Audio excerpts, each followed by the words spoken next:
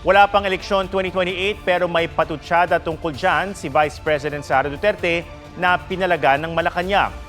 Biniro naman ni megastar Sharon Cuneta si Pangulong Bongbong Marcos tungkol sa naging running mate noong 2022. May report si Ivan Mayrina. Happy to be here, sir. And sir, I have only one Vice President there.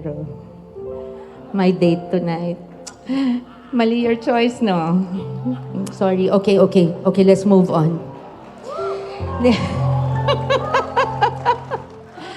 Usap-usapan ang sinabing yan ni Sharon Cuneta sa gala kagabi sa Intramuros para kilalanin ng mga Pilipinong may malaki ambag sa arts at entertainment. Kabilang sa langharana sa first couple, si megastar. May bahay ni Senador Kiko Pangilinan na tumakbong Vice President noong 2022 elections. Katunggali ang running mate ng Pangulo na si Vice President Sara Duterte. Sa tingin nga ba ng Pangulo ay nagkamali siya sa pagpili ng running mate? Kung yun po ang opinyon ni Ate Shawi, ni Ms. Sharon Cuneta, at malamang karamihan sa ating mga kababayan, ay yan din po ang nararamdaman. So, opinyon po yun ni Ms. Sharon Cuneta, at nakita po natin na napangiti lamang ang ating Pangulo.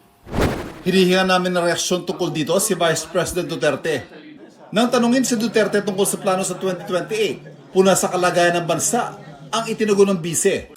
Meron pa bang Pilipinas na pag-uusapan sa taong 2028? Lubog na tayo sa basura, sa baha, sa lahat ng economic indicators, kahit sa korupsyon, lubog na tayo. So, yun yung ikinakatakot ko na baka isang araw magising na lang tayo, wala nang maayos na gobyerno, magulo na ang bayan. Pinalaga niya ng Malacanang. Ang Vice Presidente ay bulag. Di niya nakikita kung anong ginagawa ng Pangulo. Sa pinakaling survey ng social weather stations, nakakuha si Duterte ng plus 28 net satisfaction rating. Paniwala ko, tinitingnan ng mga tao kung ano yung mga nagawa ng isang opisyal para sa bayan. At doon din sila nagbabase sa kanilang pag-assess o pagbigay ng rating para sa isang opisyal ng bayan. Pero ang Pangulo, negative 3 ang net satisfaction rating. Natanong ang palasyo sa rating ng bise. Kung ang susunod mong katanungan sa nagbumula ang rating na to, hinahanap din po namin. Dahil kahit ano po maging numero dyan, ang katotohanan na ang Pangulo ang siya nagtatrabaho at ang ilan ay nagbabakasyon lamang ay hindi po maaaring pasinungalingan ni naman.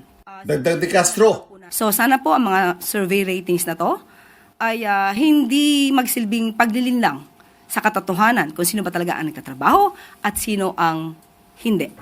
Hinihinga namin ang reaksyon dito si Duterte at ang SWS. Ivan Mayrina nagbabalita para sa GMA Integrated News.